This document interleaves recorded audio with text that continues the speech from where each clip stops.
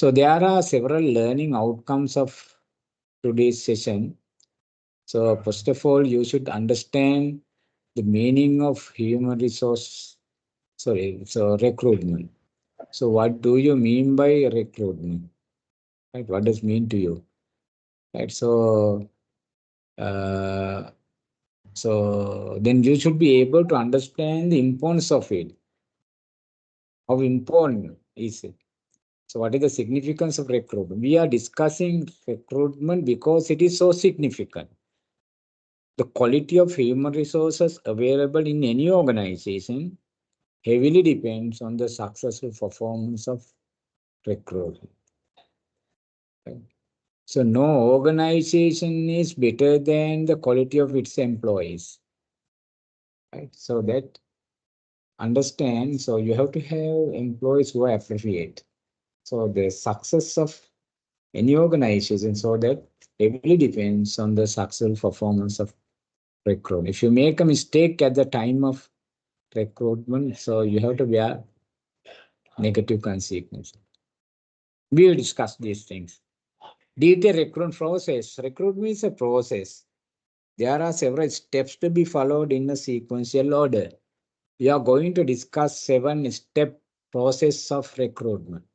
There are 7 steps to be followed in a sequential order in order to do recruitment. I don't know whether you have experience in recruitment, but so although you do not have hands-on experience in recruitment, I'm sure that you can do a good job if you can follow the process of recruitment. So you can do recruitment without any hesitation if you can follow the process. So we will discuss each step of the process. Then we are going to talk about the difference between internal recruitment policy and external recruitment policy. Understand, when it comes to recruitment, there are several factors to be considered. There are several factors to be considered. What are these factors? One of the factors is recruitment policy.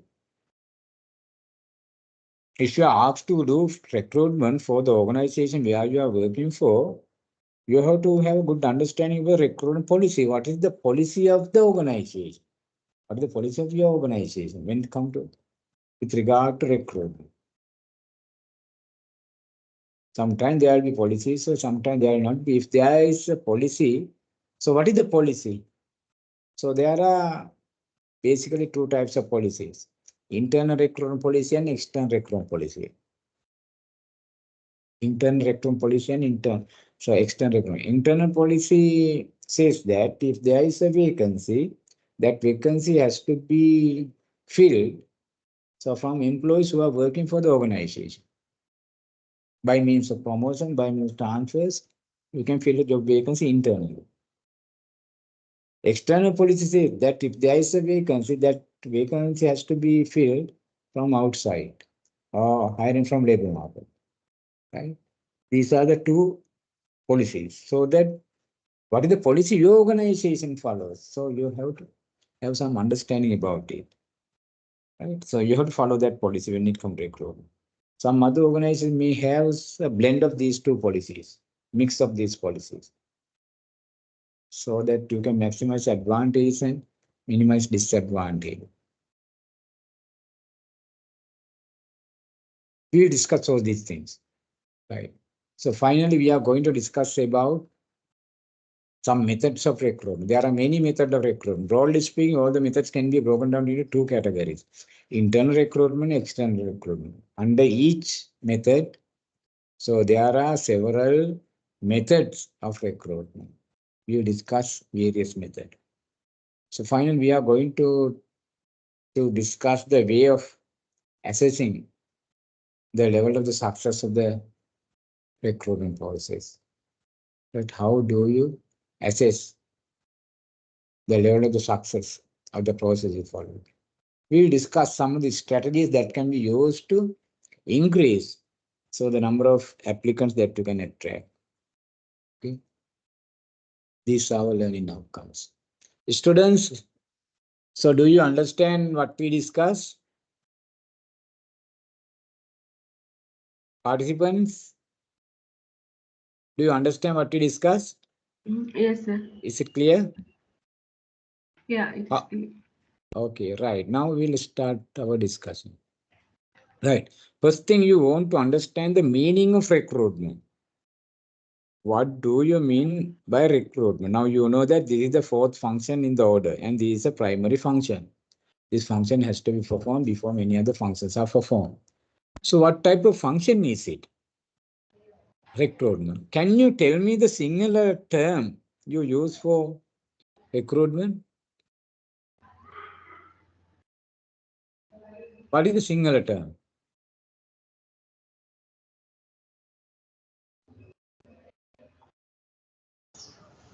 आकर्षणीय Yes, very good. Akarshani. Understand? So there is a misconception with regard to this function among many professionals, among many intellectuals. So some of intellectuals, some of professionals, so use this term to refer to Bandhava, Bandhavagani. That is totally wrong. Totally wrong. Recruitment කියන්නේ බඳවා ගැනීම නෙමෙයි. Understand? අපි බඳවා ගැනීමට කියන්නේ hiring කියලා. Hiring is a different function. We are going to talk about hiring.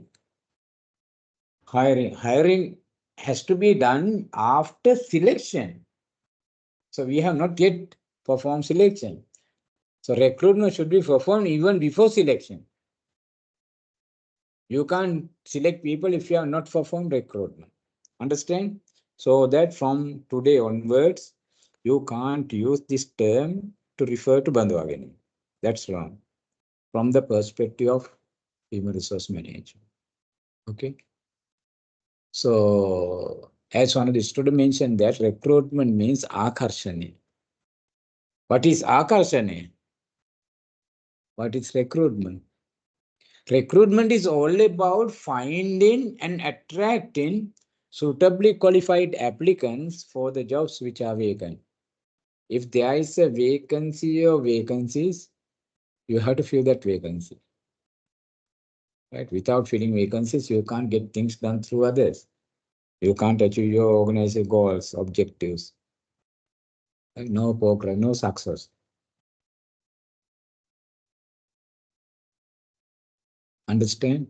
Right. So in order to fill job vacancies, you have to hire. In order to hire, you have to have selected candidates. There should have selectees. If there are no selectees or selected candidates, how can you hire? Understand? So there should have selectees or selected candidates, or applicants. You must have selected candidates. Then you are going to appoint from selected candidates to the jobs which are that is hiring. Hiring is all about placing the selected candidates on the job which is vacant. Formally inviting selected candidates to come and start working. So that you have to have selected candidate. So in order to have selected candidate, you have to do selection. Right? So you have to perform selection. In order to perform selection, there should have pool of applicant. There should have pool of applicant. Without a pool of applicant, you can't select. There should have applications. There should have applicants. Right? So there should have candidates. Right. So that you have to create that pool of applicant. You have to create a pool of applicants. Larger the better. Create a larger pool of suitably qualified applicants. Right? Larger the better. So that recruitment is the process of finding and attracting suitably qualified applicants, not overqualified or underqualified. Not overqualified or underqualified. Right? So it is all about creating a suitably qualified applicants, pool of suitably qualified applicants, not overqualified applicants. So recruitment process of finding attracting suitably qualified applicants for the jobs which are available. Okay. An attempt is made to create large pool of suitably qualified applicants. Larger the better. Suppose that you have created a pool of 10 suitably qualified applicants. 10. Right? But if you can create a pool of 100 suitably qualified applicants, that is better than 10 because you have many choices. Suppose that there are 10 vacancies for the post of management trainee. You have attracted suitably qualified candidates. You have created a pool. Your pool consists of only 10. 10 vacancies, 10 applicants. Have you got any choice? Can you make any choice? Can you select the most appropriate applicant from the pool of 10? What is the idea? There are 10 vacancies. You have to select and hire 10 candidates for the post of management training. You have attracted only 10. There are only 10 applicants. So my question is, have you got a choice? Can you select the most appropriate from that pool? Or you have to select everybody?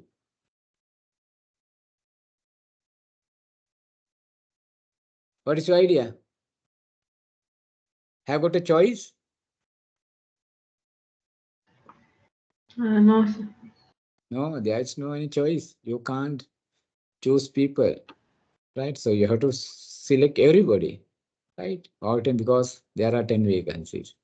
Nobody wants to be better than anybody to be selected. Nobody wants to be better than anybody because everybody is selected. There's no choice.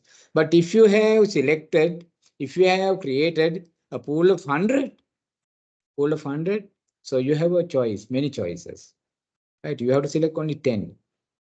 You have 100, a pool of 100, so that you can select the most appropriate. So if you look at from the perspective of applicants, one has to be better than 9 others. One has to be better than 9 others to be selected. Otherwise, he is not selected. Understand? One has to be better than 9 others to be selected.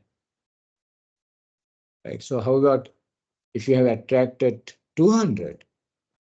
200, you want only 10, but you have attracted 200 most appropriate applicants. You have many other choices, many choices than 100. One has to be better than 19 others to be selected. If you look at from the perspective of it, right? Okay, so that understand. So recruitment is the process of finding and attracting suitably qualified people to apply for employment. Or to put in different ways, recruitment is the process of finding and attract suitably qualified applicants for the jobs which are vacant. So according to William F. Gulick, recruitment is that set of activities. It is a set of activities and enterprise uses. It's set of activities enterprise uses to attract job candidates who have the abilities and attitude needed to help the enterprise to achieve its objective. The same thing in different ways. According to Ethics and Jackson, recruitment is the process of generating a pool of qualified applicants for the overnight jobs. Right. So its aim is to generate a pool of qualified applicants. Right. Recruitment results in the creation of pool of job seekers from which persons are selected. Right. So same thing in different ways. Understand, by performing recruitment function professionally, it is expected to generate large pool of suitably qualified applicants. What do you mean by suitably qualified applicants? Do not generate overqualified applicant to underqualified applicant. If you are going to generate a pool of underqualified applicant to overqualified applicants, the way you perform recruitment function is not proper, not efficient, not professional, not effective, not successful. Right? Do not generate a pool of overqualified applicants or underqualified applicants. Generate only suitably qualified applicants. What do you mean by overqualified applicants? What do you mean by overqualified applicants, students? Do not generate a pool of overqualified applicants. What happens if you are going to generate a pool of overqualified applicants? Suppose that there are overqualified applicants that we have attracted. What happens? What is the harm? Yes? Hurry up. You have created a large pool of applicants. That pool consists of many O qualified applicants. What happens then? What happens?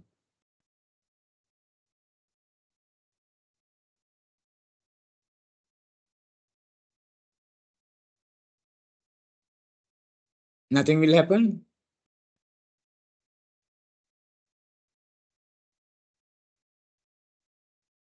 Hello? Please respond. I need your response. So this is an online session. Unlike physical classroom, I can't see you. I don't know whether you understand or not. Through your response, I will be able to gauge whether you understand or not. So that your response is very, very important.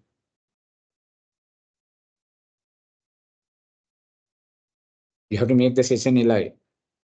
Otherwise, it becomes passive. If it is passive, you may feel sleepy. I also will feel sleepy if you are not responding. You have to be more interactive. Yes. What what happens if you generate a pool of O-qualified applicant? Oh, what do you mean by O-qualified applicant?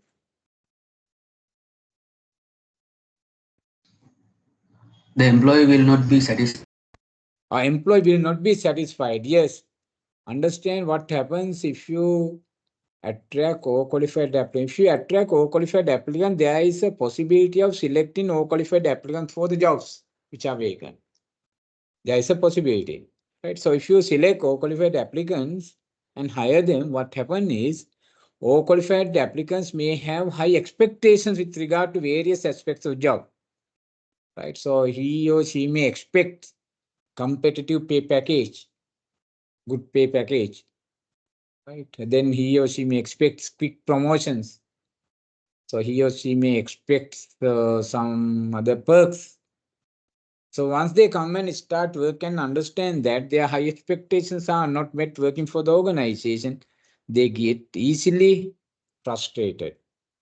They becomes frustrated. So what happens if they are frustrated? Do you think that frustrated employees will give their maximum contribution? Will frustrated employees give their maximum contribution? No, sir. No, they will not give. So if employees are frustrated, if they are not happy, they will not. So we discussed that only happy employees will give their maximum contribution. Right. So that if you attract qualified applicant, they easily become frustrated because they will not be able to achieve their person goals. Right. So that do not select qualified applicant. They are not the right people. So on the other hand, so if you have selected a pool of underqualified applicant, what happens? Who is underqualified applicant? Who is underqualified applicant? Qualifications not up to the required level as Yes, we expect. yes. So answer is correct. Right? Applicants who do not possess the required key qualities and qualifications. Applicants who do not possess required key qualities and qualifications. What happens if you attract underqualified applicants? What happens? What the harm? What happens if you attract underqualified applicants? Cannot achieve the company goals. Yes, yes. Underqualified applicants will not be able to come up with expected performance. They will not be able to perform to the satisfaction of the organization. Right? So they will not be able to come up with the expected performance. So that owner will not be able to achieve its goals. Right? So that no organization should attract underqualified applicants. No organization should attract overqualified applicants. Only suitably qualified applicants. What do you mean by suitably qualified applicants? What do you mean by suitably qualified applicants?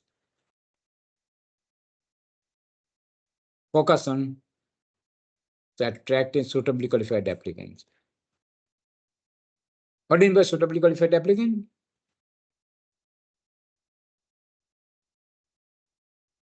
Very simple. What is that? Suitably qualified applicant? Understand, suitably qualified applicants are the applicants who have got the required key qualities and qualification. What is the required level of academic qualification? What is the required level of professional qualification? What is the required other competencies? What are the other physical characteristics? So, suitably qualified applicants are the applicants who have got required key qualities and qualifications. Right? By performance recruitment function, an attempt is made to attract only suitably qualified applicant, but by mistaken you may attract overqualified and underqualified, so that they are. So you have to have some strategies to weed out such applicants. We'll discuss how to do it. Okay. Right. Then we will discuss the significance of recruitment. Recruitment is so significant, so important. Why? There are three objectives of recruitment. There are three main objectives. Right? What are they? The first one is to acquire a pool of suitably qualified job seekers, not overqualified or underqualified. So this is the prime purpose, prime goal of recruitment. Understand? To acquire a pool of suitably qualified applicants or job seekers, candidate, not overqualified or underqualified. This is the first objective. Then the second one is to acquire this pool at the lowest possible cost. So you have to acquire that pool at the lowest possible cost. Right? So recruitment incurs a cost. Of course, it is not a cost, it is an investment. Although recruitment is an investment, you need not to spend your hard earning money unnecessarily. Understand? Right. For example, if you want to attract applicant for the post of laborer, there are many methods that you can use. Let's say, so you can put a newspaper advertisement to attract applicants, or you can ask your current employees to bring one known to them. Suppose that there is a vacancy for the post of labor, only one vacancy. Are you going for a newspaper advertisement? Is it advisable or is it sagacious, economical to go for a newspaper advertisement to attract candidates for the post of laborer?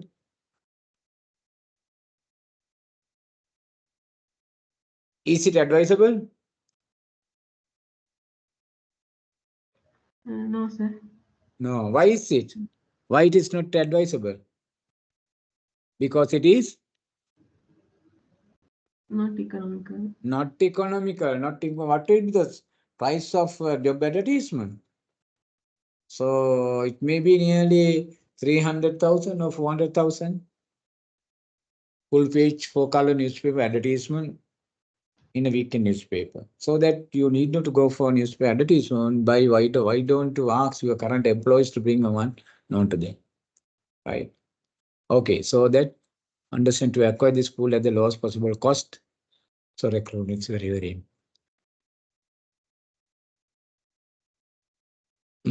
Third one is to reduce the likelihood that an applicant once hired would leave the organization after a short period of time. What is that? To reduce the likelihood that an applicant once hired would leave the organization after short period of time. Suppose that you have attracted and selected and hired some of the candidates for the post of management training, right? So no sooner you have hired, some of them have left the organization. Some of them have left the organization. Is it okay if people are leaving the organization? Is it good? Is it good if employees are leaving the organization? No sooner they are selected and hired. What is your idea? No, sir. No. If employees are leaving the organization, cost to the organization, you have to do staffing function from the beginning. Again recruitment, again selection, again hiring, again induction. On the other hand, what will happen to the cost of induction and training? So it has already gone, right? You can't recover it. right? So sometimes you have to incur huge cost on training because employees wrong. You have to correct it. At the time of induction, you can do certain extent. By means of training, you can do it, right? So it is very costly. So that you have to make sure that once you select a particular applicant and hire, so you have to make sure that he may stay with the organization for a long period of time, right? If employees are leaving the organization, so it's very costly to the organization, right? So recruitment is one of the place where you can ensure that once employees are selected and hired, they may stay with the organization. Okay. How can you do it? To reduce the likelihood that an applicant once hired would leave the organization after a short period of time. Right?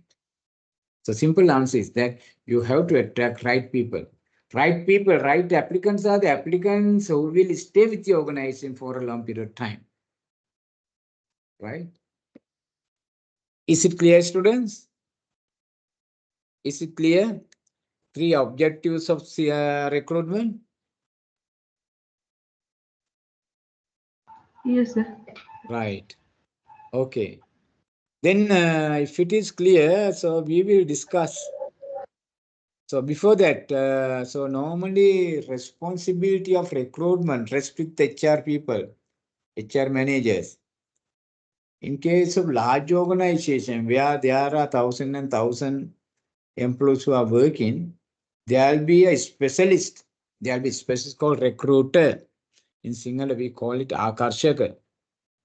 Right? So that the responsibility of Akarshaka or recruiter is to recruit people. He's a specialist. In some organizations, some big organizations, so you can see this type of specialist recruiter. In case of medium-sized organization, it is HR manager who does the job. HR manager. In case of small organization, there are no HR professionals, so that owner manager will do it. Owner manager will do it. Right, then shall we discuss the relations with the other functions? Shall we discuss the relationship with the other functions? Right.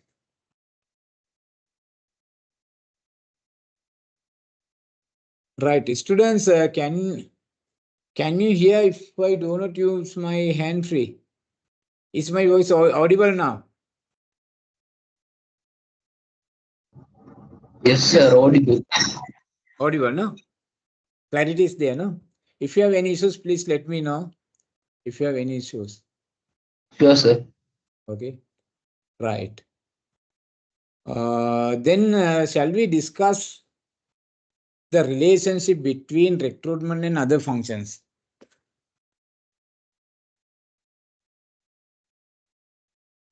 Students understand, so there are some other functions that relates with recruitment. One is human resource planning. Can anybody tell me the relationship between recruitment and human resource planning? How do you relate human resource planning with recruitment? How do you relate human resource planning with recruitment? Anybody who can tell me? Relationship between recruitment and human resource planning. How do you relate it? What is the link? Any idea?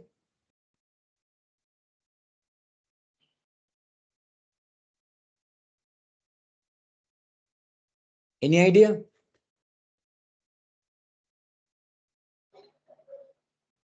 Yes? Hurry up. My argument is that human resource planning is very important in order to recruitment. Right? So you can't do recruitment professionally, properly, efficiently, effective, successfully unless you have performed human resource planning. Human planning gives some inputs to do recruitment. So what is that relation? What is the link?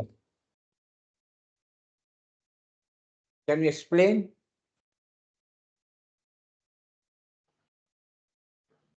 Can you explain further?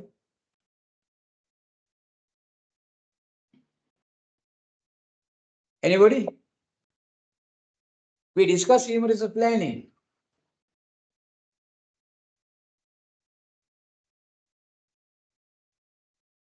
Somebody? Anybody?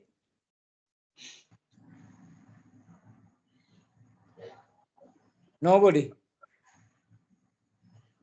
Okay, students, we discuss human resource planning. You should understand the relationship between, although we have not discussed recruitment.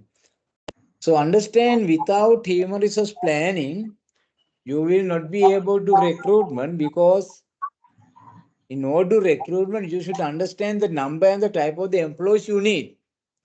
If you do not know the number and the type of the employees you need, can you do recruitment? You don't know how many employees are needed. You don't know what type of employees are needed. Can you do recruitment? No, sir. No. How can you? Right? For example, so you have to use different method of recruitment depending on the type of employees you need. Okay. For example, if there is a vacancy for the postal laborer, you mentioned that you are not going for a newspaper advertisement. You are not going for a newspaper advertisement if there is only one vacancy for the postal laborer. So it is better if you can ask your current employees to bring one known to them. They will do that. You can select so the most appropriate, right? But if there are, if you need 200 laborers, suppose that you are going for a mega expansion, you have got a strategic plan. Plan says that you are going for a major expansion, so that you have to hire 200 laborers. Are you going to ask your current employees to bring 200 laborers? Will it be possible? Will your current employees will bring 200 laborers? What is your idea? Will they be able to do it? Or is it advisable, sagacious? What is your idea? Is it possible? Understand, bringing 200 laborers will not be that possible, right? So that you have to think about the other strategy. So why don't you put a newspaper advertisement? Right? It's economical if you need 200 laborers, right? So you can give a nationwide publicity. You can attract so many applicants, right? If you can use newspaper advertisement, it has a wide coverage, right? So that students, if there is only one vacancy, you are not going for newspaper advertisement. But if there are 200 vacancies, you are going for newspaper advertisement. So that you should understand the number and the type of the employees you need. And suppose that your particular organization needs to hire a fully qualified chartered accountant, right? Question is chartered accountant. Are you going to ask your current employees to bring a chartered accountant on to them? Will it be possible? Is it practicable? There's only one vacancy. Are you going to bring good chartered accountant? Will it be okay? No. Are you going to paste a poster along the parapet wall of the organization? Will it be possible? Is it good? No. So best option is to go in for newspaper advertisement, because you have to give a nationwide publicity in order to attract suitably qualified applicants. Right. So that students, without human resource planning, you can't do recruitment. Right. So then job analysis. Job analysis. Job analysis is very important function to be performed before recruitment. Right. How do you relate job analysis to recruitment? How do you relate? Yes. How do you relate job analysis with recruitment? Yes. Student, give me a minute. I want to get a bottle of water.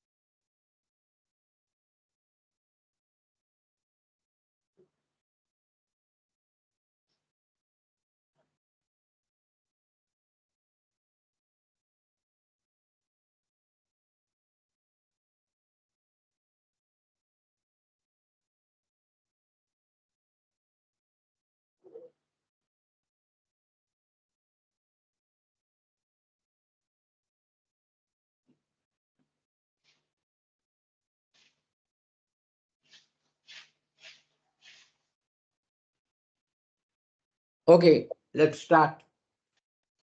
How do you link job analysis with recruitment? Anybody who can tell me? Yes? Anybody? How do you relate? How do you relate job analysis with recruitment? Yes?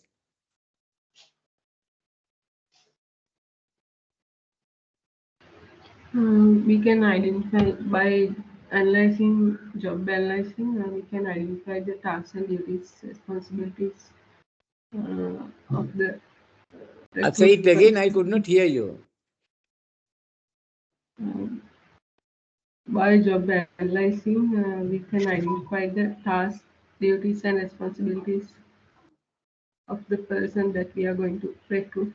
Oh, student, wait a minute. So I want to use again my hand free. Okay, now tell me. It seems to be correct. Why don't you repeat it? By job analyzing, we can identify the tasks, duties, and responsibilities of the person that we are going to recruit.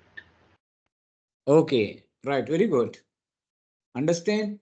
So specifically speaking, if you want to recruit, you have to send a recruitment message to the so expected audience,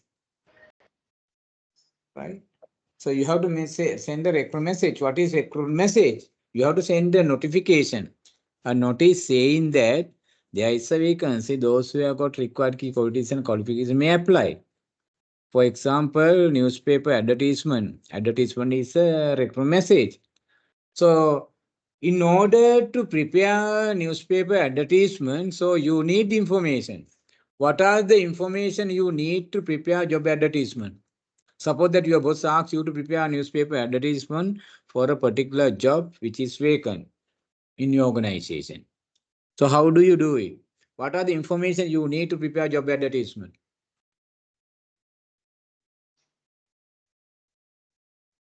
Yes? What are the informations you need to prepare good job advertisement? Haven't you seen job advertisement? I'm sure that everybody has so read many thousand advertisements.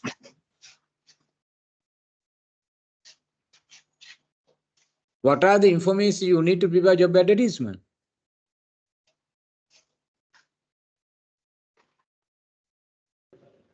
Required qualification. Yes, one is required qualification. What is the academic qualification required? What is the professional qualification required? What is the length of service or experience required? What are the other key competency required?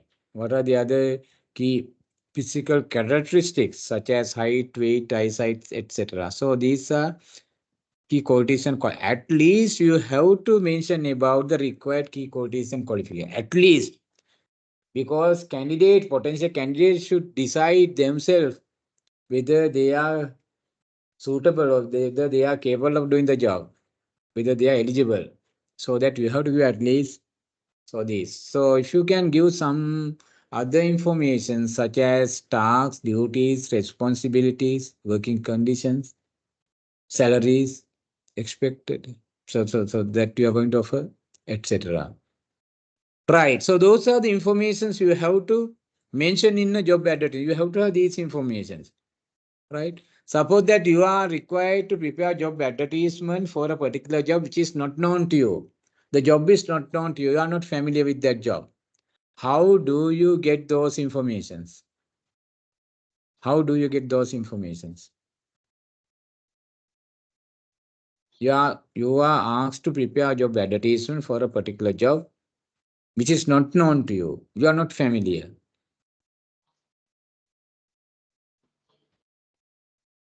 What do you do? You do nothing. Contact department managers. You can contact department managers and get information. Sometimes department managers also not aware of some of the informations, because suppose that there is a vacancy for a particular position in operations department. There are nearly 400 employees who are working in that particular department. So production manager, operation manager is not aware fully of all the key qualities and qualifications. So he may give some of the informations, but not all. So you have to ensure the accuracy of these informations, relevancy of information. From job analysis. Yes, that is the easiest method. So job analysis information, right? So why don't you get a copy of JDs and JS? You need not run after another, right? So you should not run after anybody. So job analysis information. So you have to have a copy of JDs and JS. What is JS? JS specifies key qualities and qualifications of the ideal job holder.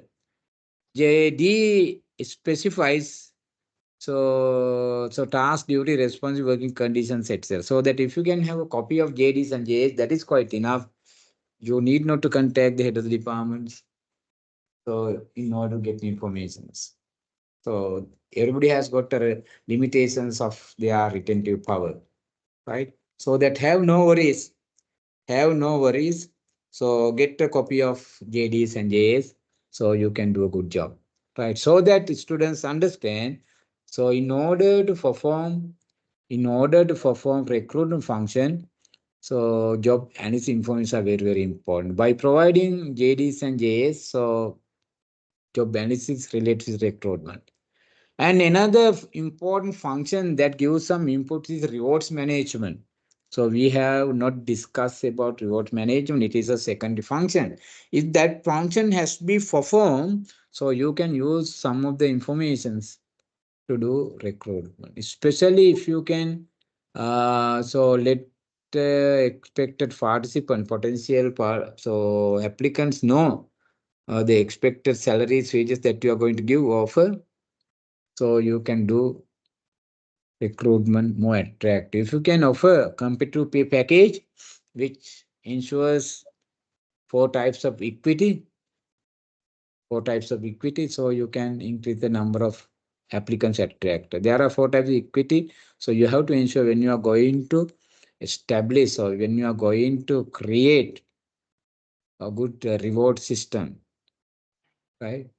So internal equity, external equity, then absolute equity and input equity. So we will discuss these things later when you are going to talk about rewards management. Reward management is all about developing, maintaining, and maintain a reward system which is fair. Right, that is the secondary function. If you have performed that function, already you have decided a fair pay package which is attractive. So that rewards management relates with recruitment. Okay, then recruitment, success of recruitment depends on human resource planning, depends on HRP, job analysis, then rewards management. On the other hand, recruitment gives some inputs to do selection. Recruitment gives some inputs to do selection, right? So selection is all about making the choice of the most appropriate applicant or applicant from the pool of applicants. Understand? Right, so that decide to determine the most appropriate applicant to applicants. So selection is important. Right, now you can understand so the relationships among these functions. Right. Is it clear, students? Is it clear? Did you understand the relationship Yes, among sir. these functions? Yeah, I Right. understand. Okay, then we will discuss the most important aspects of today's session. This is the essence, a model for recruitment process. Right. This is a model for recruitment process. There are 7 steps to be followed in a sequential order. If you want to do selection, if you want to do recruitment professionally, properly, efficiently, effectively, successfully, follow this process. Okay. So process start with identification of job vacancies. Identify job vacancies, then ascertain job requirements. Third one is to consider factors affecting recruitment, then prepare job application, then select the method of recruitment, implementation, and finally evaluation recruitment process. So these are the 7 steps we followed in a sequential order. Okay, so first one is to identify job vacancies. Right? If you want to do recruitment, the first thing you have to do is to identify job vacancies. How many job vacancies are there? How many job vacancies? What type of job vacancies are there? So you have to have better understanding of these things, clear understanding. If you do not know the number and the type of the employees you need, you can't do recruitment. Right? Tell me, how are you going to identify? How are you going to identify job vacancies?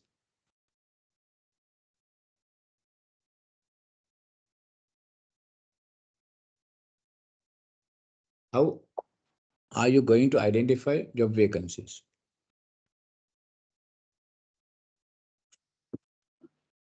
Without identifying job vacancies, number and the type of job vacancies, we discussed that no recruitment can be done. It doesn't mean that you can't do, you can do it, but it is not professional. It is not proper, it is not efficient, it is not successful. Yes?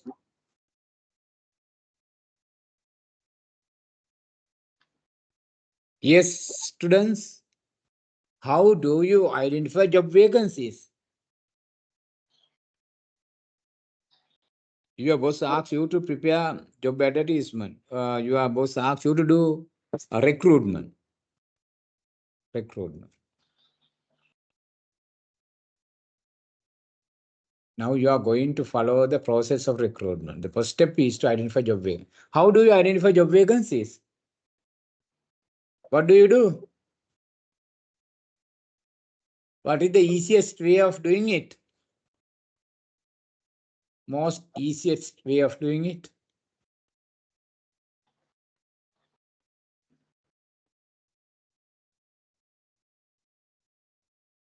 Yes. Refer JD and Huh? refer JA and JD. JDs and JAs are important, but not at this stage. So here you have to identify number and the type of the job vacancies. So JDs and JAs will not let anything about so the number and the type of the vacancies exist. It is another important document which gives that piece of information. JDs and JAs are important, so we are going to use these documents to do recruitment, to follow recruitment process. But here, in order to perform the first step, you don't need JDs and JAs. JDs and JAs will not say anything about the number and the type of the job vacancies exist. There's another document, another function you have performed so far. What is that? Planning. Huh? HR planning. Planning. Yes, At the human resource level planning. plan. Human resource planning. So understand human resource planning is the place, so you have to get this information, right? Human resource planning spell out number and the type of the employees you need in time to come. So why don't you refer to human resource planning? Your planning will let you know the number and the type of the employees you need, right? Right. So, however, do not depend totally on human resource planning because your plan will not be 100% accurate. It may not be 100% accurate, right? You can't make 100% accurate plan. There will be some sudden changes of employment, right? In that case, you can ask your managers or your head of departments about possible sudden changes of employment, so vacancy. For example, there will be sudden death or sudden resignations, so which are not in your human resource plan, right? So that you can get this information from the head of the department, right? So some of the organizations are using a very special form called job requisition form. Job requisition form. So this is a special type of form you can use to get some understanding about the possible job vacancies, right? So each and every manager is supposed to fill out this form and send to the human resource department before a particular date if they want new employees. All right. So it's contain information such as, so it contains some of the informations such as number of vacancies, what are the key qualities and qualifications, how soon you need it, what is the salaries that you can offer, etc. That form has to be sent to the Department of HRM at least I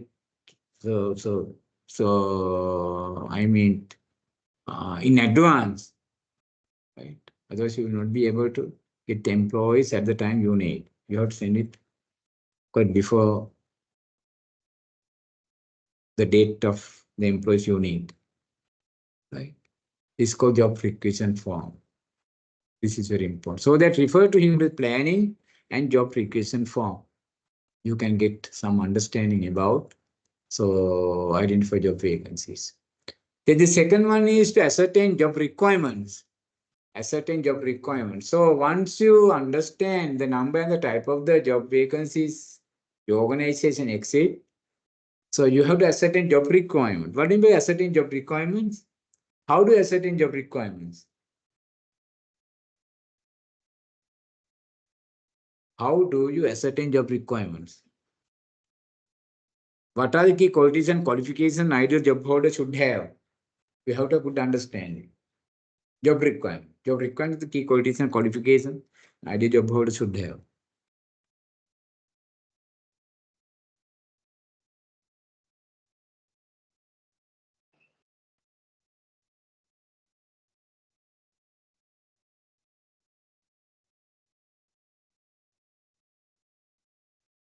Yes, students? How do you ascertain job requirements? What are the key qualities and qualifications an ideal job holder should have? From where can you get it? Huh?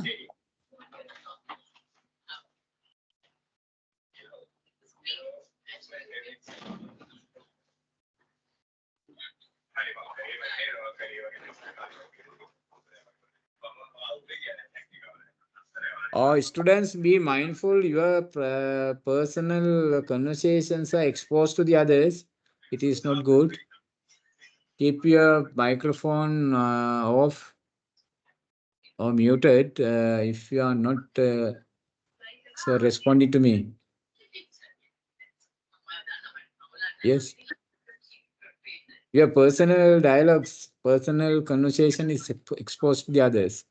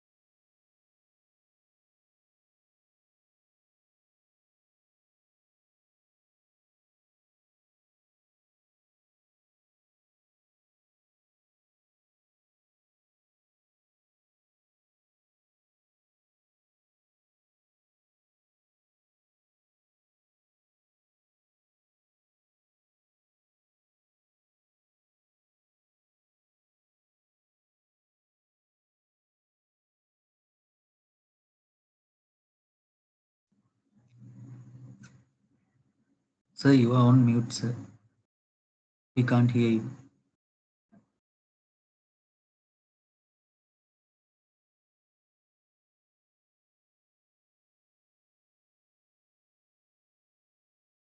Extreme sorry, that is an accident.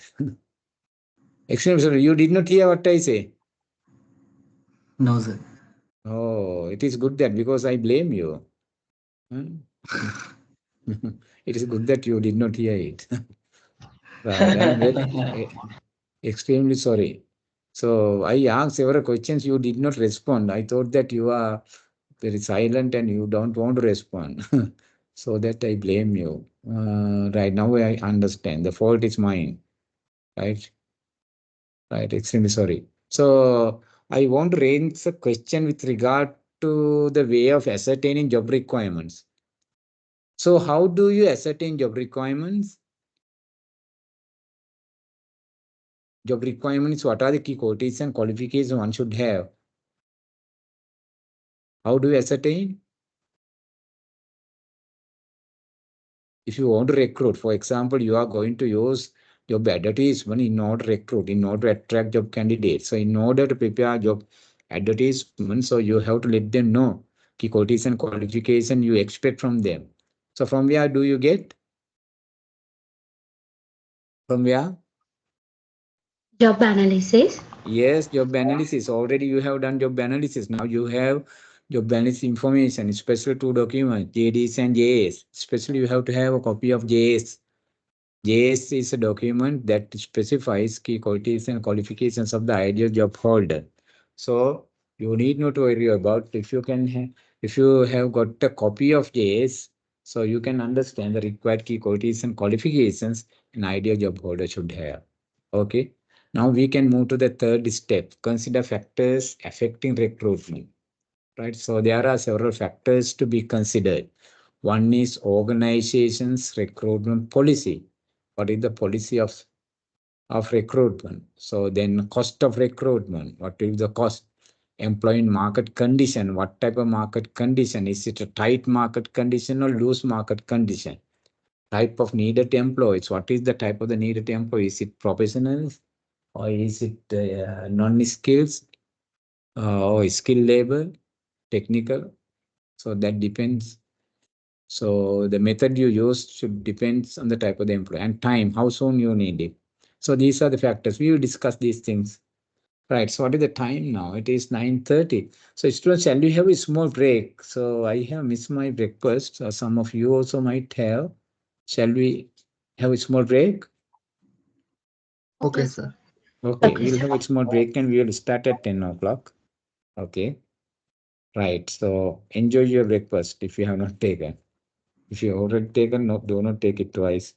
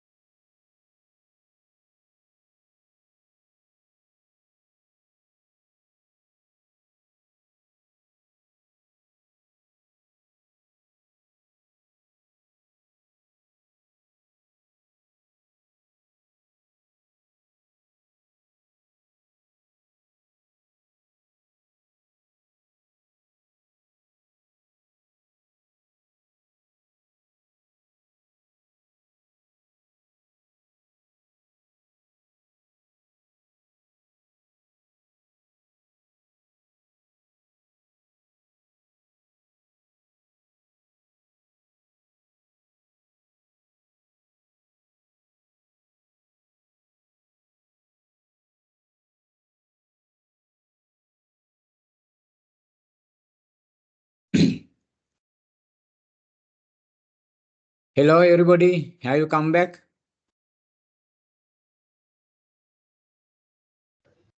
Yes, sir. Okay, let's start our session. So we were talking about the third step. Third step is to consider factors affecting recruitment. As we discussed that there are several factors to be considered. One is organizational recruitment policy. So if there is a policy, so you have to follow it. So policy is a guideline. Policy is a guideline. So policy is a guideline. Guidelines are for thinking and actions. If you want to take some actions in recruitment, you have to follow the recruitment policy. So normally there are two policies. One is internal recruitment policy. The other one is external recruitment policy. What do you mean by internal recruitment policy? Internal recruitment policy is all about recruiting internally.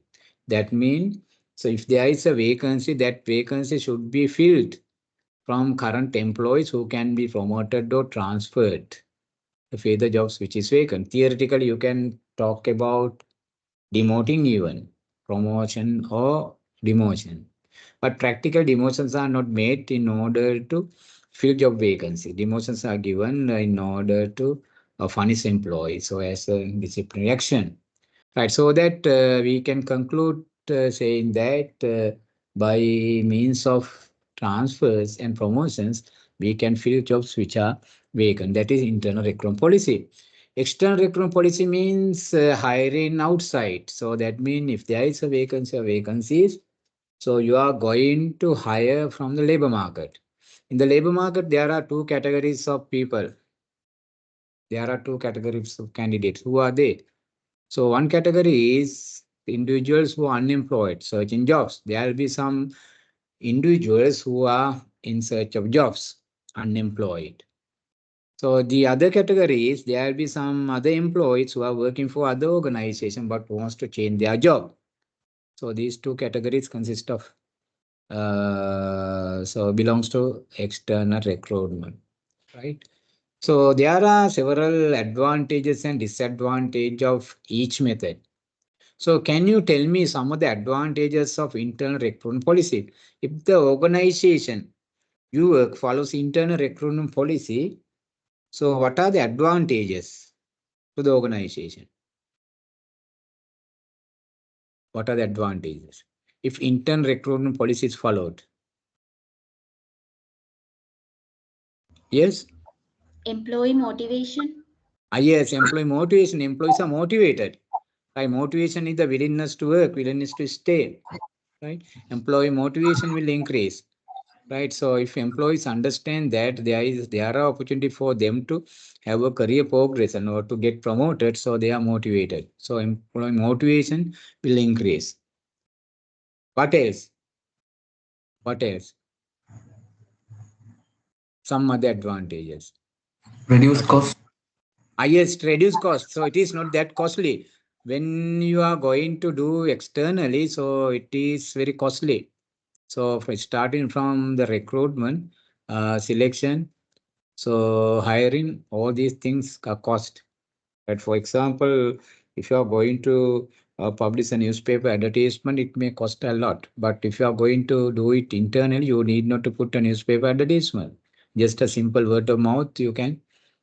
So get so the applicants. So you need. Right. What else? What else? Less costly. Less costly. Increase motivation. What else?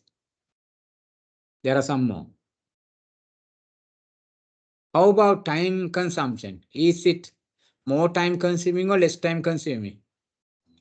Less time consuming. Less time consuming. It does not cost. So it does not so need to have more time, right? Within a short period of time, you can do it.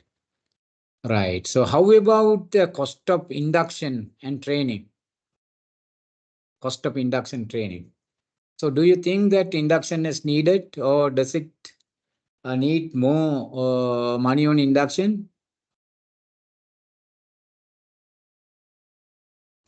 No.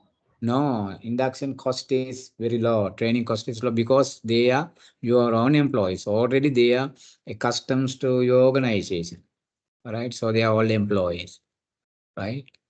But however, there are some disadvantages. What are the disadvantages you find? Yes, there are several disadvantages. What are they? If you are going to recruit internally, only internally, what are the disadvantages? Do you think that new knowledge, new skills will be flowing inside? No. So no new knowledge, no skills. So competencies will not flow.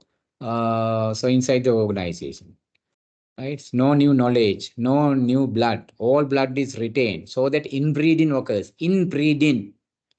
So inbreeding is always disadvantageous. What is inbreeding? Inbreeding is a situation where juniors follow seniors. If juniors follow seniors, what happens?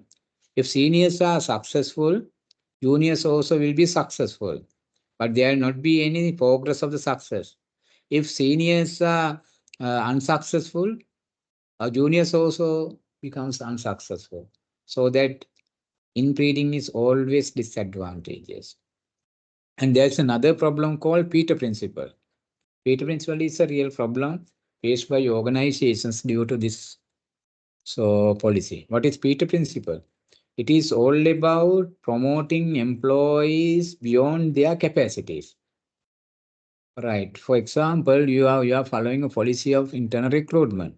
Internal policy says that if there is a vacancy or vacancies, you have to find people from within the organization.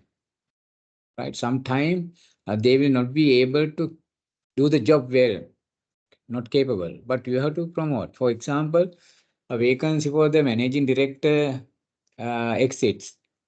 Right? So there will be a vacancy for the post of managing director. According to internal policy, you have to find one from within the organization. So you are going to promote operations manager to the post of general manager, but he lacks competencies. He will not be able to perform the job of managing director, right? So that he has been promoted beyond his capacity.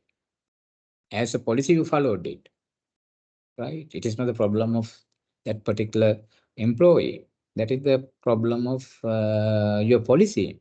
He will not be able to perform it. So because he is promoted beyond his or her capacities, that is called Peter principle. That happens at any level. Okay.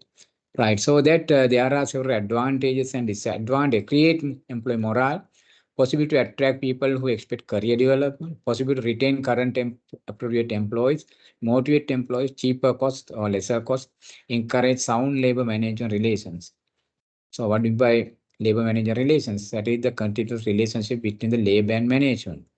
If you are following internal recruitment policy, so your members of your unions are very happy, right? Because they understand that their members will get opportunities to advance their career. They will get many career opportunities. So they are happy. It creates some labor manager relation. Less oriented time and no need of induction. Right. Disadvantage, prevent from flowing inside new knowledge and skills. No opportunity to having the most appropriate man from large number of recruits. So one of the disadvantage that you can't create a large pool of suitably qualified applicants. Your pool of applicants or recruit may be smaller than external recruit method. There are no many applicants who are attracted, very few. Right. In an organization, there will be not many. Right. So that your pool is very small, so that you don't have a chance to select the most appropriate from a large pool of applicants. Avoid new blood, retain old blood, inbreeding occurs.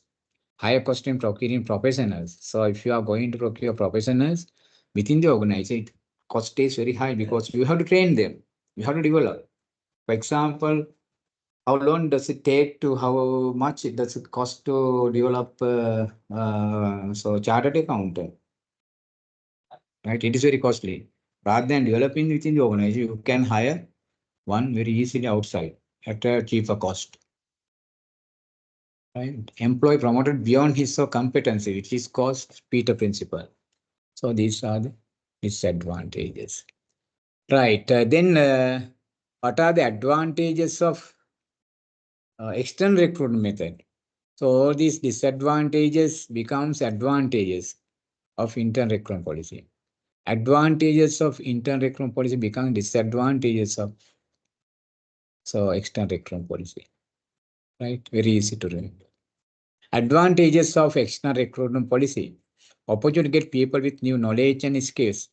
You get a very good opportunity to get people with knowledge skills. Possibility to employ more active and young executives and specialists. Low cost of training and development. You need not to train them. They are already trained. And you have got another advantage that you have got a very good chance to create larger pool of suitably qualified applicants.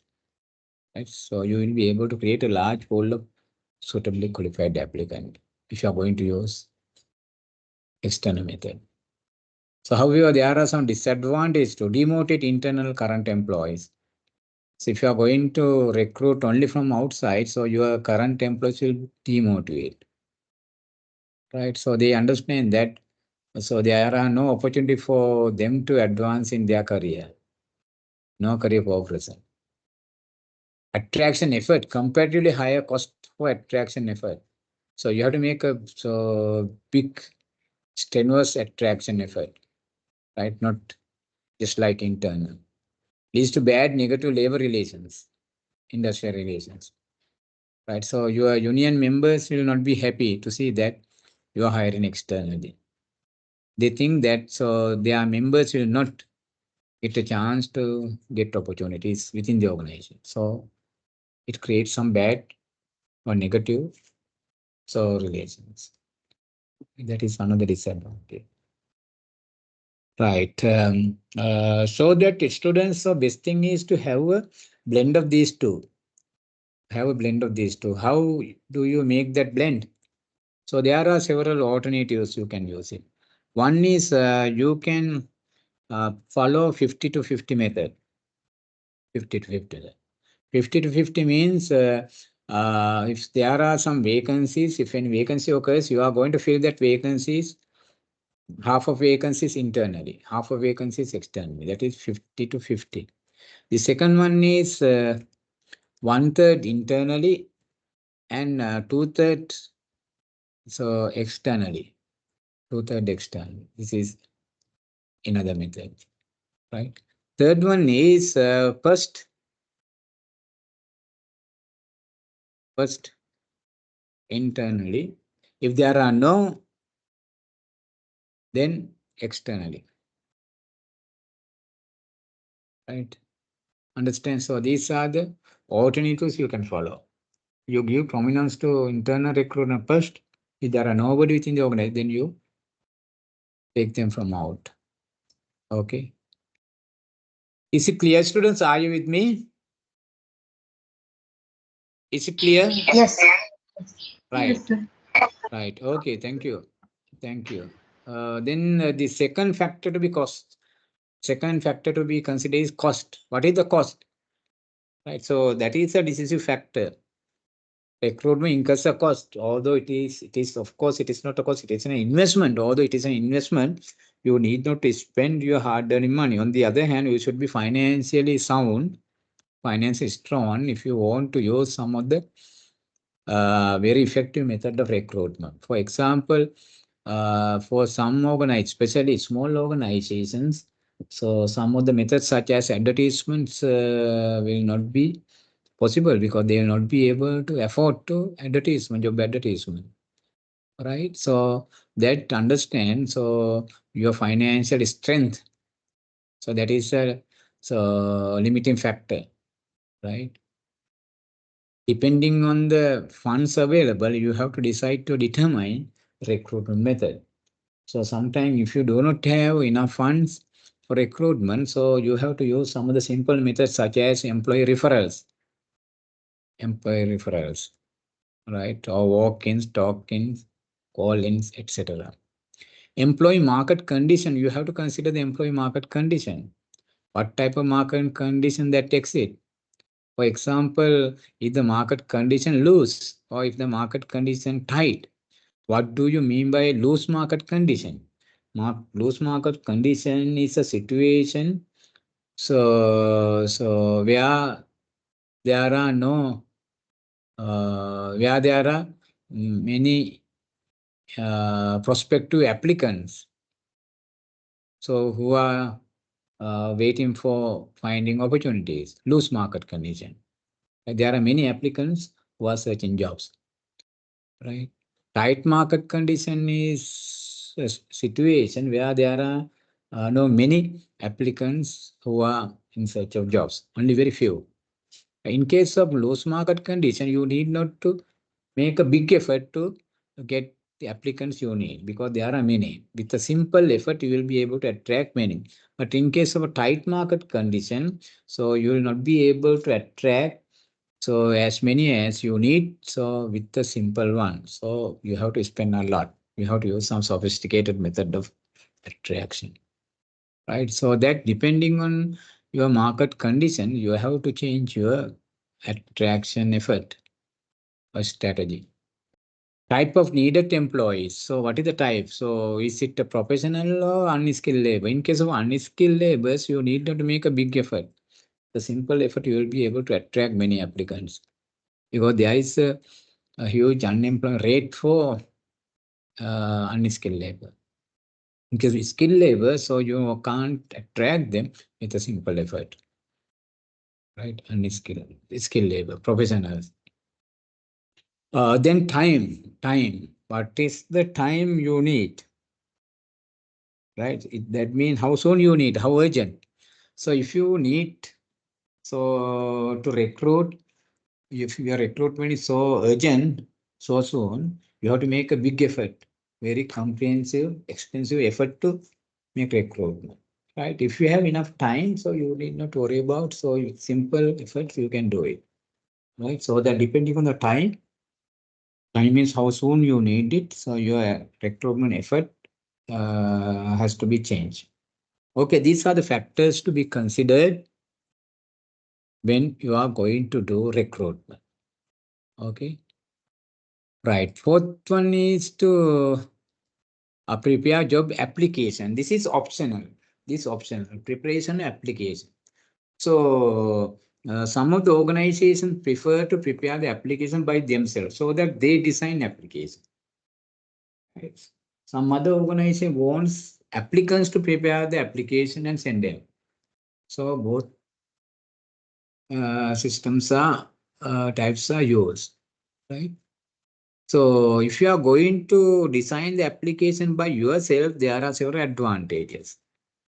So especially you can gather information in right. Before that, can you tell me the advantages that the organizer can get if the organization design the application, rather than asking applicants to design the application form or format? What are the advantages of preparing the application by the organization itself? They can get the needed information from Yes, applicant. yes, very good. One is that organization gather only the needed informations, right? So understand, in order to check the suitability of applicants, so you have to have information. You have to have information. So, so you can gather information you need if you are going to design the application by yourself. But if the applicants design the application by themselves, so they will give informations, but so they don't know the type of the information you need exactly. So that you may lack some of the information, critical information, which are very important to decide the suitability of applicants. Okay, very good. That is another problem, right? So applicants will do it as they like, as they want, as they understand. But the type of information you need are totally different from what they do. Any other advantages of preparing the application by the organization itself? Huh? Easy to compare with the other. Yes, very easy to compare. Very easy to analyze it, go through. Right? Within a fraction of a second, you will be able to take a decision if you go through company design application. Right? So if there is a particular place in order to check the eligibility criteria, so you just look at that place only. Then you can screen very easily. In not reduce the number of applicants to a manageable level, so you have to screen. So you can take a decision within a fraction of a second if you use company design. But if you are going to use applications prepared by the applicant, so they do it as they want, as they like. Sometimes they will not give that information to. So difficult, but very good, right? Comparison becomes so easy. Decision making is very easy. What else? What else? There are some more. Some. Yes. How about collecting information in a uniform way? Collecting information in a uniform in the same way. But if you ask applicants prepare application by themselves, they will do it as they like, as they want, as they know. So that they will use different format. So that there is no any uniformity of gathering information. But if you design the application by yourself, so you can ensure the uniformity of gathering information. Okay. Right. So I'm not going to talk about how to prepare job application here. That is optional. If you want, you can do it. But one of the disadvantages of preparation, the application by the organization is that developing a good application is time consuming, maybe cumbersome, especially when it comes to design different application for different categories of employees. You can't design one application for all the categories. For example, you have to design a different application for professionals. One application for professionals, one application for technical and elite service, one application for office employees, one application for clerical and elite services, etc. Mine employees, factory employees. You have to have different application for different. So the preparation of different application is not that easy. Takes time. Okay, it becomes cumbersome. At least you have to prepare two, one for managerial and one for non-managerial. Okay. Right. So fifth one is to select method of recruitment. This is the most important step of our process. Select the method or methods. So this is the time that you are going to do recruitment. Right. So understand there are many methods of recruitment. So one is internal, the other one is external. Right. There are several types. All these methods can be broken down under two categories: internal recruitment method and external recruitment method. So what do you mean by internal recruitment methods? So internal recruitment methods are the methods used to attract within the organization. External recruitment method refers to some of the strategies or techniques or methods used to recruit to attract externally. That means actually also recruiting from the labor market. So there are many methods under each method. So we will discuss one by one. First, we will discuss the internal method of recruitment. Internal method of recruitment. So there are several internal methods. So one is simple word of mouth. Simple word of mouth. What is that? What is that simple word of mouth? Any idea? That is one of the internal method, widely used method. Simple Request in verbal. Yes, you pass the information with regard to the about the job vacancy verbally, orally, right? You pass that message to employees who are working under, especially managers. Managers So disseminate the informations with regard to the available job vacancies to the current employees who are working under him. So orally, verbally. Right. So this is what is called simple word of mouth. So it is very effective method because so that information can be passed so quickly. No sooner vacancy occurs, you can send it. Even before the vacancy occurs, you can send that. So it does not cost anything, right? It is time efficient. So it is very effective. However, there are some disadvantages to what is the biggest disadvantage of simple word of mouth?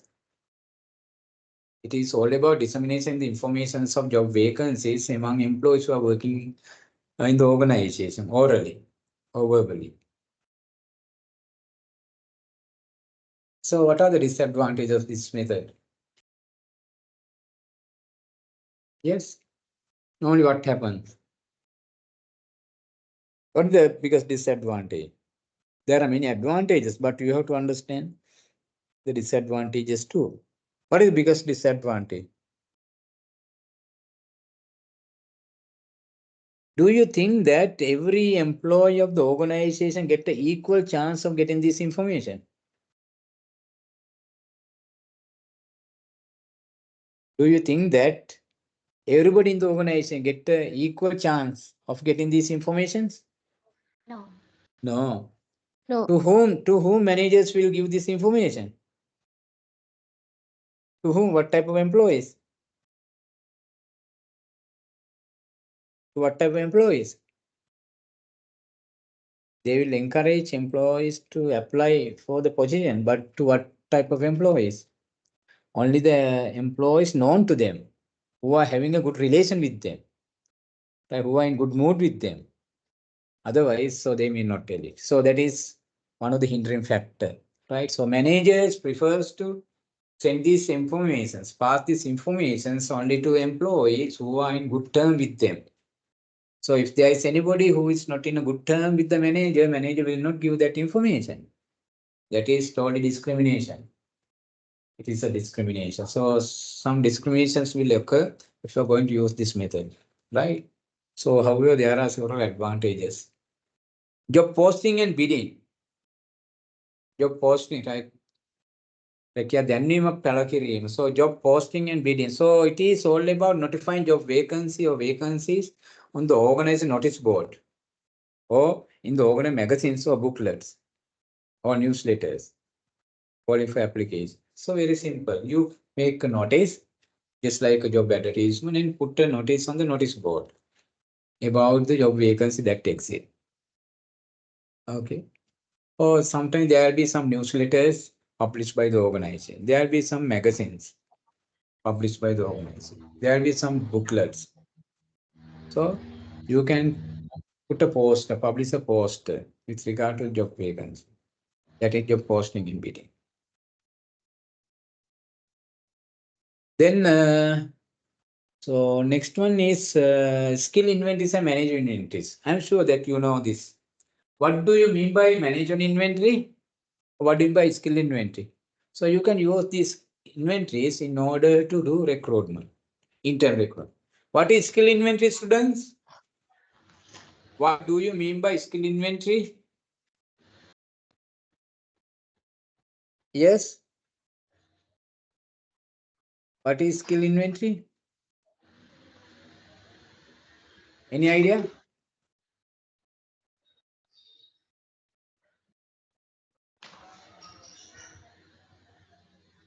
Any idea? What do you mean by skill inventory? Yes?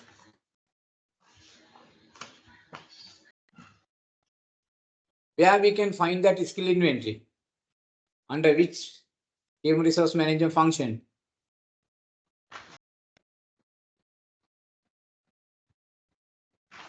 What is the HRM function under which skill inventories are found?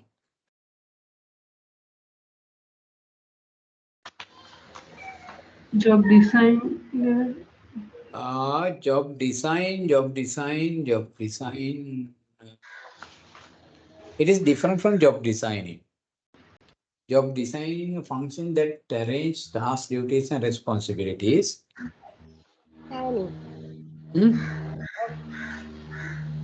It is one of the functions we have all discussed. Job specification. No, that is coming under job analysis. Job specification, job descriptions are made in job analysis. Skill inventory is a management inventories. It is two documents that prepare even some. So specifying skill inventory catalogs, key qualities and qualifications. Key qualities and qualifications current employees are having.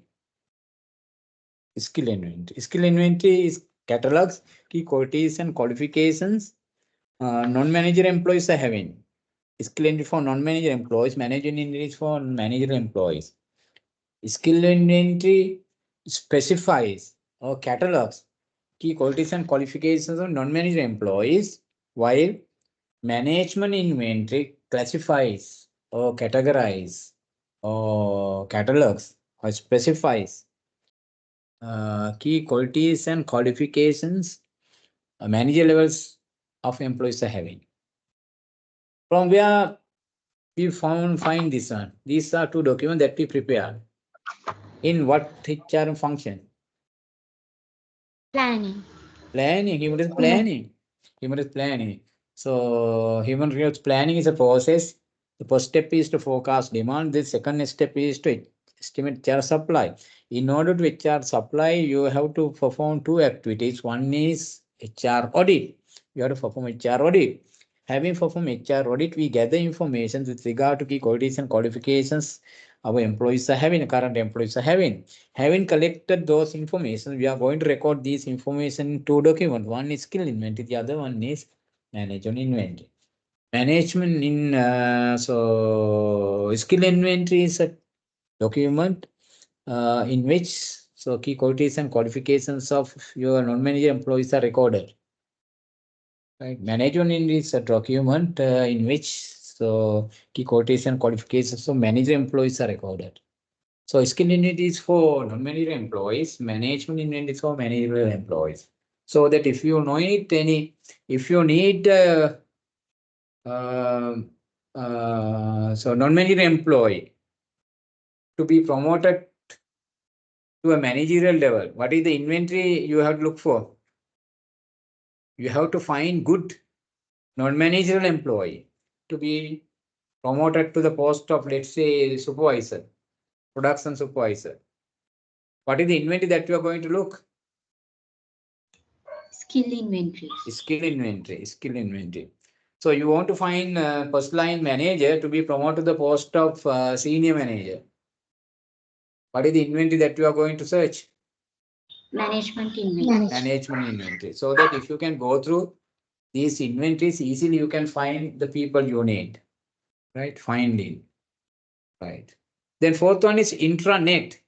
Intranet, not internet, but intranet. So intranet is similar to internet, but access is only for employees in the organization. So using computer, network of computers, job vacancies can be advertised among current employees within the organization. So that current employees who are in the organization get the access to intranet.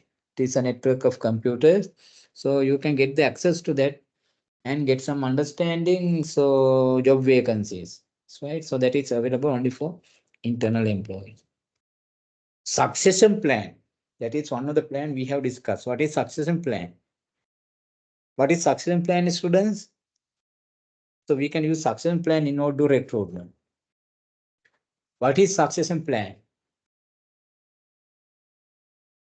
Yes?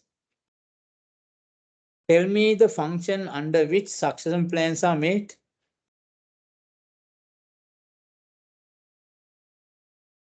Human resource planning. Human resource planning. Human resource planning. Okay, very good. Right. So in human resource planning, we have to prepare succession plan or replacement. So what is succession plan? Succession plan is all about deciding or determining who will replace whom in the event of vacancy occurs.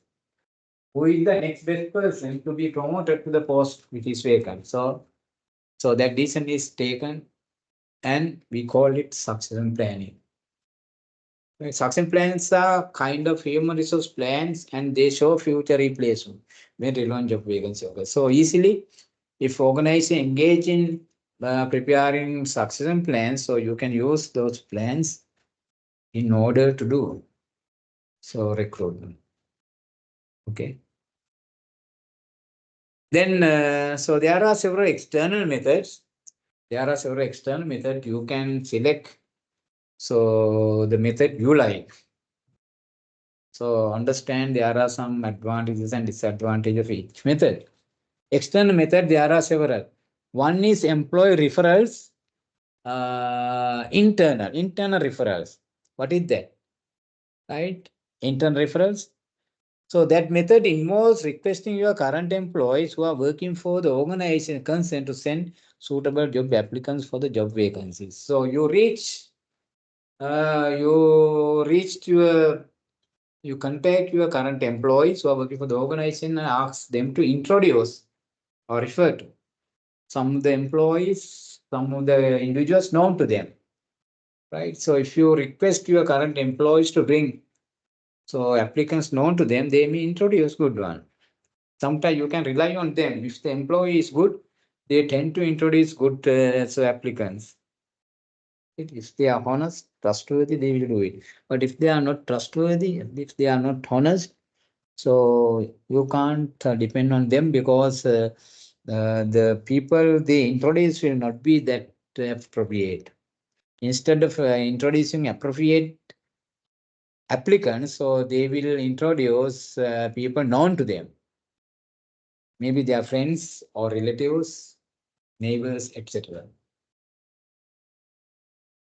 Then the second one is employee referrals, external referral. That means you ask some employees who are working in other organizations to introduce some employees who are working in their organization.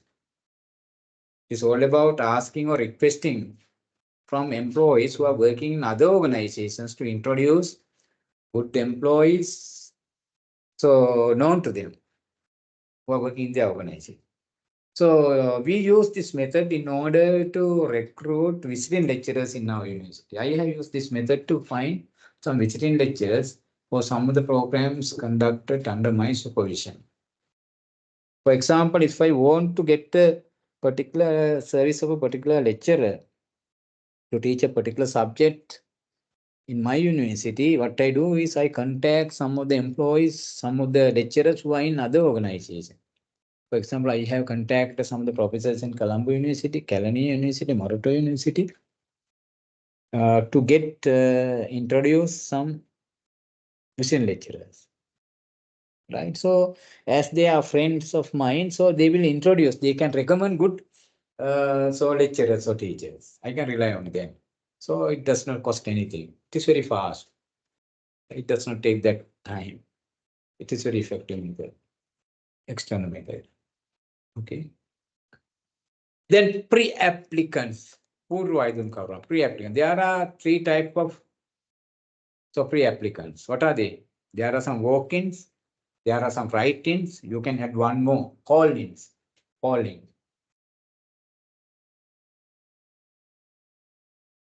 What do you mean by walk-ins? Walk-ins are pre-applicants. There will be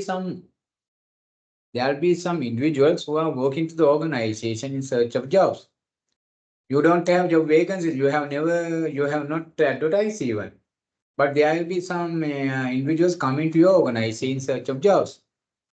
So I have this level of qualifications. Don't I have a job in your organization? There will be.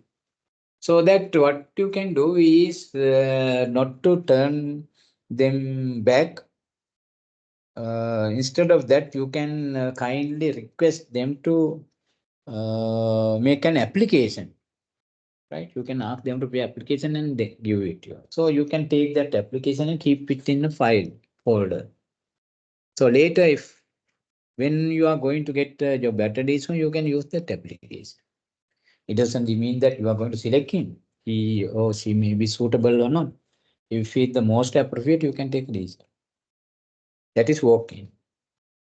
There are some others so who write things so in search of jobs. So you have not advertised any vacancies.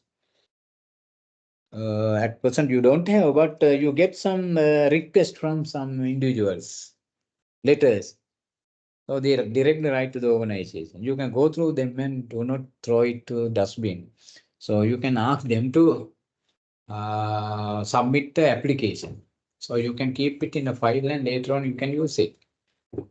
And there are some call links here, call links.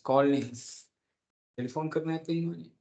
So what you can do is you can ask them to submit an application. And you can keep it in a file. So without any costs. So you can have a large pool of suitably qualified applicants. So these are free applicants. Then past employees. So these are very good strategy. Some of the organizations are using past employees. Hello, students. So can I have a 5-minute break? Okay. Okay, okay, sir. Okay, so let's have a 5-minute break. So now the time is 10 past 52 minutes. So shall we start at so 11 o'clock? 11 o'clock. I am going to take only half an hour. We'll be able to complete in half an hour. Okay, 11 o'clock. Right, please join at 11 o'clock.